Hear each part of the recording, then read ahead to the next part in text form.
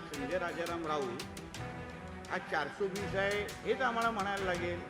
1540च्या केसमध्ये ज्याच्यावर मराठी कुटुंबियाचं घरं हडपण्याचं ज्याच्यासाठी तो जेलमध्ये जाऊन आला तर हा श्री 420च आहे.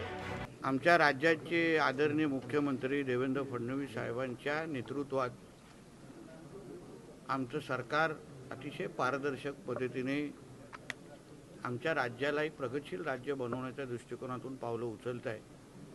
आणि त्या पूर्ण प्रवासामध्ये आमच्या महसूल खात्याचं डिपार्टमेंटचं अत्यंत महत्त्वाचं काम आहे आणि जबाबदारी आहे. राज्याचे महसूल मंत्री आदरणीय बावनकुळे साहेबांच्या मार्गदर्शनाखाली आमच्या कलेक्टर मॅडम आणि त्यांची सर्व पूर्ण टीम आज महसूल यंत्रणा म्हणून ज्या पद्धतीने लोकांच्यासाठी पारदर्शक काम करत आहेत, लोकभिमुख काम करत आहेत, त्या सगळ्या जणांना पाठीवर थाप देण्यासाठी, त्यांचं कौतुक करण्यासाठी आणि त्यांना काही महत्त्वाच्या अधिकाऱ्यांना पुरस्कार देण्याच्या दृष्टिकोनातून हा महसूल दिवस आम्ही साजरा केला. मला विश्वास आहे की आजचा दिवस हा निश्चित पद्धतीने त्यांच्यासाठी प्रेरणादायी असेल आणि आमच्या सिंधुदुर्ग जिल्ह्याच्या विकासामध्ये त्यांचं योगदान वाढेल असं माझा ठाम विश्वास आहे. सर, जंतर मंतरवरील घटनेनंतर पंतप्रधान नरेंद्र मोदी यांनी काल एक व्हिडिओ पुन्हा टाकला आणि त्यामध्ये ते म्हणतात की काही आंदोलकांनी मला माझ्या आईवरनं शिवाय दिल्या होत्या, मात्र उद्रेक त्यांचा होणं साहजिक आहे, मी त्यांना माफ करतो. हा आमच्या आदरणीय पंतप्रधान साहेबांचा मोठेपणा आहे. शेवटी कुटुंबीय प्रमुख म्हणून त्यांनी अशा पद्धतीची भूमिका घेणं म्हणजे नागरिक म्हणून, भारतीय म्हणून आपल्याला अभिमान वाटलं पाहिजे की आज आपल्या देशाचे नेतृत्व अशा जबाबदार आणि सुसंस्कृत माणसाकडे आहे, ज्यांनी जे काही व्हिडिओ केले गेले, त्यांना वैयक्तिक त्यांच्यावर टीका टिप्पणी केली, त्यांच्या आईंवर बोलल्यानंतर पण असं कोण क्वचितच असेल जेव्हा एवढं मनाचं मोठंपणा दाखवेल. आणि त्याच्यामध्ये पण जो एक आदर्श आमच्या आदरणीय पंतप्रधानांनी दाखवून दिलेला आहे. मला एक भारतीय म्हणून मला अभिमान वाटतो की माझ्या देशाचे पंतप्रधान हे आदरणीय नरेंद्र मोदी साहेब आहेत, हे मी आवर्जून सांगतो. त्यावरूनच संजय राऊतांनी टीका केली आहे. ते म्हणतात की ही त्यांना उद्देश आठवलेली आहे आणि त्यांनी शरणागती पत्करली. अहो, आमच्या आदरणीय मोदी साहेबांनी एवढी तरी भावना व्यक्त केली आणि सुसंस्कृतपणा काय असतो हे दाखवलं. संजय राजाराम राऊतांचे जेव्हा मालक राज्याचे मुख्यमंत्री होते तेव्हा त्यांच्या मुख्यमंत्री काळामध्ये ज्या लोकांच्या करोनाच्या निमित्ताने जीव गेला, असंख्य पत्रकार बांधवांना खोटे केसेस टाकले गेले, समाजामध्ये तेढ निर्माण करण्याचा जो प्रयत्न केला त्याबद्दल त्यांच्या मालकाने कधीच जनतेची माफी मागितली नाही. जनतेसमोर खरं म्हणलं तर नाक रगडायला पाहिजे होतं आणि माफी मागायला पाहिजे होती, पण ते काय उद्धव ठाकरेसारख्या व्यक्तींकडून आम्हाला अपेक्षा पण नाही. हा संस्काराचा विषय असतो आणि म्हणून संजय राजाराम राऊतनी दुसऱ्या लोकांना सल्ले देण्यापेक्षा मातोश्रीमध्ये जावं आणि थोडं सुसंस्कृत तिसऱ्या माळ्यावर जावं, उद्धवजींकडे जावं, तर थोडे सुसंस्कृतपणाचा संस्काराचे काही सल्ले द्यावे. अमित शहा यांची टीका करताना संजय राऊतांनी तडीपार गुंड आहात असं देखील त्यांनी म्हणलं. मग हा संजय राजाराम राऊत हा 420 आहे हेच आम्हाला म्हणायला लागेल. 1540च्या केसमध्ये ज्याच्यावर मराठी कुटुंबियाचं घरं हडपण्याचं ज्याच्यासाठी तो जेलमध्ये जाऊन आला तर हा श्री 420च आहे. आणि म्हणून अशा पद्धतीच्या 420नी आमच्या देशाच्या गृहमंत्र्यांवर टीका करण्याची त्याची लायकीच नाही आहे.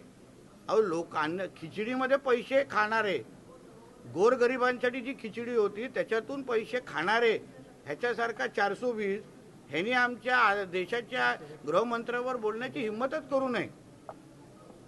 परीक्षा सुधारणा विधेयकावरती राष्ट्रपती द्रौपदी मुर्मू यांनी स्वाक्षरी केली आपल्या भावना. निश्चित पद्धतीने, कारण का जो शब्द आदरणीय पंतप्रधानांनी देशाच्या तरुणांना दिलेला आहे की हा जो नीट संदर्भात घडलेला प्रकार हा परत कधीच आमच्या देशामध्ये होणार नाही, कोण करण्याचा विचार पण करेल तर त्याचे हात कापतील, अशा पद्धतीचा आदर्श बोलण्यापलीकडे कृतीतून दाखवण्याचं काम आमच्या केंद्र सरकारने केलेलं आहे आणि त्याच्यावर आदरणीय राष्ट्रपती मॅडमनी शिक्कामोर्तब केलेला आहे. अमित शहा दौऱ्यावर आहेत पुण्याच्या. काँग्रेस आणि वंचितकडनं आंदोलन केलं जातं रस्त्यावर उतरून. कारण का ते रस्त्यावरचेच लोक आहेत ना. देशाच्या गृहमंत्र्यांचं खरं म्हटलं तरी अभिनंदन करण्यासाठी रस्त्यावर उतरायला पाहिजे.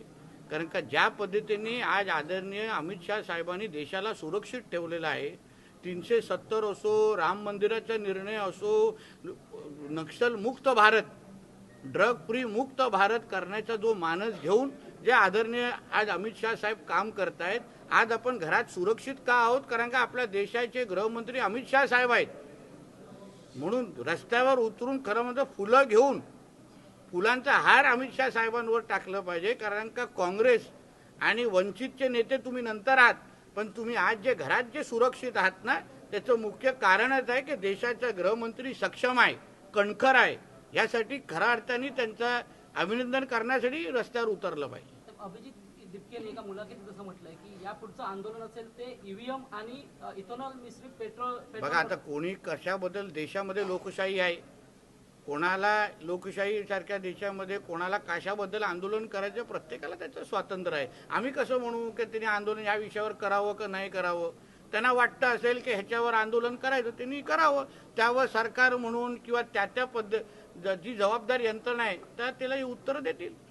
साहेब, फिश टँकमध्ये वाढवलेल्या अमेरिकन कॅटफिशची वाढ पूर्ण न झाल्यामुळे सोलापूर जिल्ह्यातील उजनी डॅममध्ये स्थानिक मच्छीमारांना तिथे या संबंधित मी माझ्या मत्स्य खात्याचे जे एसीएफ आहे त्यांच्याकडून एक रिपोर्ट मागितलेला आहे. तो रिपोर्ट सोमवारपर्यंत माझ्याकडे येईल. आलेल्या रिपोर्टच्या अनुसार आम्ही कारवाई करू आणि अभ्यास करू, जेणेकरून मच्छीमारांना ह्याचं नुकसान कसं होणार नाही या दृष्टिकोनातून आमचं मत्स्य खातं निश्चितपणे पावलं उचलेल. साहेब, जुहू चौपाटीवर कचऱ्याचं साम्राज्य आहे. मागील काही दिवसांपासून पाहायला मिळतंय जुहू चौपाटीवर. आता जुहू चौपाटीवर काही जे लोक जिथे येतात त्यांना शहरावर जे तिथे येतात आपला वेळ घालवण्यासाठी कुटुंबाबरोबर येतात, ते काही असे असंख्य अनुभव आम्हालाही, आम्ही जुहूत राहतो म्हणून आम्हाला तिकडचा अनुभव आहे. पण महापालिका असो किंवा संबंधित यंत्रणांनी त्याच्यावर लक्ष घालावं आणि मुंबई आणि प्रत्येक चौपाटी ही स्वच्छ ठेवावी अशी नागरिक म्हणून आणि मुंबईकर म्हणून अपेक्षा, आणि त्या पद्धतीचं काम आमची महापालिका निश्चित पद्धतीने करेल. सर, हिंदी में